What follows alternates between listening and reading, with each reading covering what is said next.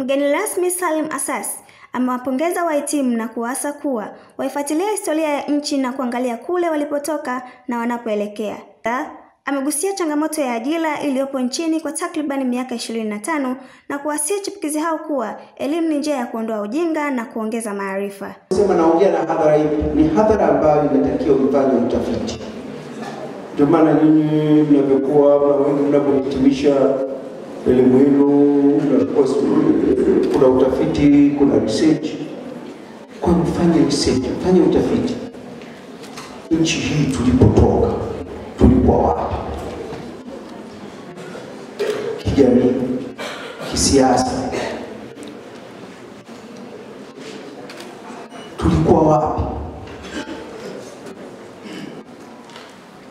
Ukiangalia tulipotoka na tulipo, mnaweza kujikuta labda mko kwenye ulimwengu mwingine. Nao wahitimu na kada wa Chama cha Mapinduzi wameeleza kuwa wanahitaji kufanya mabadiliko makubwa na mabadiliko haya yanatoka katika Chama cha Mapinduzi.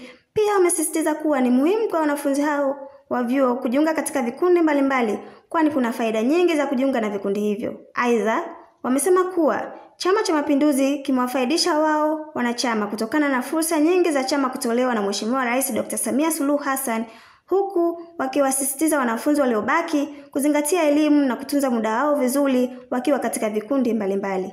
Cha kuambia vijana ambao wanakuwa vioni na wanakosa fursa au hawaoni umuhimu wa kujiunga na Chama cha Mapinduzi, nipende kusema kwamba sisi ni Gen Z na tunahitaji mabadiliko, lakini lazima tu tunaona kwamba njia sahihi ipi ya sisi kuweza kufikisha au kuonesha kile ambacho tunakihitaji katika mabadiliko. Hivyo nipende kuwaomba, ni kweli wanaweza kawa na nia ya kufanya mabadiliko, lakini sehemu pekee ya kufanya mabadiliko, sehemu pekee ya kukufanya uonekane kama kijana ni kujiunga na Chama cha Mapinduzi, ambacho ndio chama kinachoweza kukupa nafasi wewe kama kijana ya kuweza kuonesha uwezo wako kama ni kiongozi, ubunifu wako kama una kipaji na kuweza kufika mbali. Hivyo fursa kubwa ziko nyingi katika maeneo mengine, lakini ni muhimu pia kujiunga na chama ili kuweza kufikia malengo na kuonesha uwezo walionao kwa manufaa yao, familia, jamii na kwa taifa na hata kimataifa.